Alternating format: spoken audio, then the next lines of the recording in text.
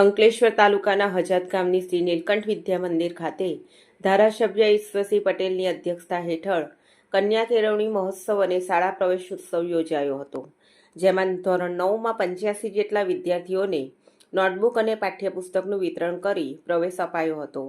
આ કાર્યક્રમમાં એસએસસી બોર્ડની પરીક્ષામાં સ્કૂલમાં પ્રથમ, દ્વિતીય અને તૃતીય ક્રમાંક હાંસલ કરેલ વિદ્યાર્થીઓને સન્માનિત કરવામાં આવ્યા હતા.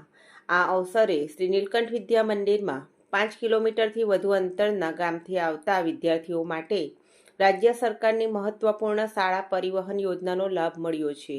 આ યોજના દૂરથી આવતા વિદ્યાર્થીઓની શિક્ષણની યાત્રામાં એક મહત્વપૂર્ણ પગલું સાબિત થશે. ત્યારે હજાતની શ્રી નીલકંઠ વિદ્યા મંદિરને મળેલ શાળા પરિવહન યોજનાનો ધારાસભ્ય ઈશ્વરસિંહ પટેલે લીલી ઝંડી બતાવી પ્રારંભ કરાવ્યો હતો.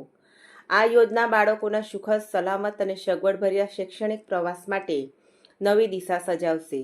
બા સ્કૂલના પટાંગણ ખાતે ધારાસભ્ય ઈશ્વરસિંહ પટેલના હસ્તે વૃક્ષારોપણ કરવામાં આવ્યું હતું. આ પ્રસંગે જિલ્લા પંચાયતના સભ્ય રોનિશાબેન વસાવા અને ભરતભાઈ પટેલ, તાલુકા પંચાયતના સભ્ય અરવિંદભાઈ પટેલ, ગામના સરપંચ ડાયાભાઈ પટેલ સહિત શાળાના ટ્રસ્ટી ધીરજભાઈ પટેલ, રમણભાઈ પટેલ, રાજકુમારભાઈ ટેલર, શાળા આચાર્ય મેહુલ પટેલ સહિત શિક્ષકો અને ગ્રામજનો તેમજ દાતાઓ ઉપસ્થિત રહ્યા હતા.